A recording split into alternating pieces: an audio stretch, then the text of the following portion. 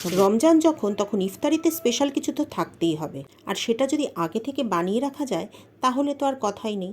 ইফতারির ঠিক আগে ভেজে নিলেই 10 মিনিটেই তৈরি হয়ে যাবে এই স্ন্যাক্স। 200 গ্রাম বোনলেস চিকেনকে ছোট ছোট টুকরো করে কেটে তার সাথে একটা ছোট পেঁয়াজ, কয়েকটা কাঁচা লঙ্কা আর এক মুঠো ধনেপাতা দিয়ে খুব ভালো করে পেস্ট করে নিয়েছি। একই মিক্সার জারের মধ্যে 3টে ব্রেড দিয়ে ব্রেড ক্রাম বানিয়ে নিয়েছি, আর তার সাথে ধনেপাতা আর 1 চামচ গোলমরিচকে খুব ভালো করে বেটে নিয়েছি।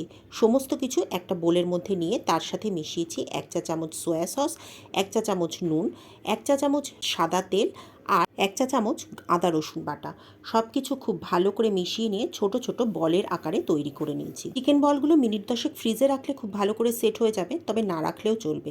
এবারে একটা ডিম ভালো করে নুন দিয়ে ফেটিয়ে নিয়ে সেই ডিমের গোলায় চুবিয়ে তারপরে ব্রেড ক্রাম্বে বলগুলোকে গড়িয়ে নিয়ে চিকেন বলগুলোকে আগে থেকে তৈরি করে রাখছি। এই অবস্থায় ফ্রিজ করে রাখা যাবে প্রায় 1 মাসের মতো। তবে হ্যাঁ, এয়ারটাইট কন্টেনারে রাখবেন, আর চিকেন বলের প্রতিটা লেয়ারের মাঝখানে একটা করে বাটার পেপার রাখলে খুব ভালো হয়, তাহলে আর একটার সাথে আরেকটা আটকে যাবে না। সার্ভ করার ঠিক 10 মিনিট আগে বের করে হালকা আঁচে সোনালি হওয়া পর্যন্ত ভেজে নিলেই তৈরি হয়ে যাবে চিকেন বলস। সার্ভ করুন টমেটো কেচাপ, মেয়োনিজ অথবা পুদিনার চাটনির সাথে।